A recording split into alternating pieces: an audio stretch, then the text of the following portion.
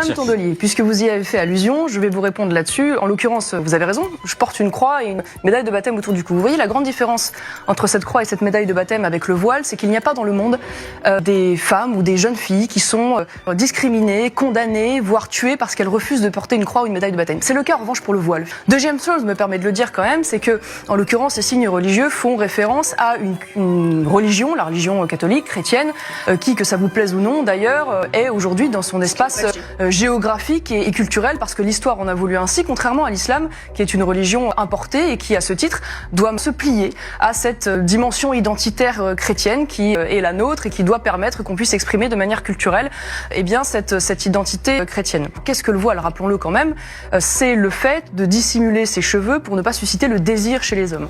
Quelque chose d'extrêmement gênant. Est-ce que vous puissiez justifier qu'on voile des jeunes filles de 10 à 11 ans parce qu'elles pourraient susciter le désir chez les hommes? J'ai deux petites filles, figurez-vous.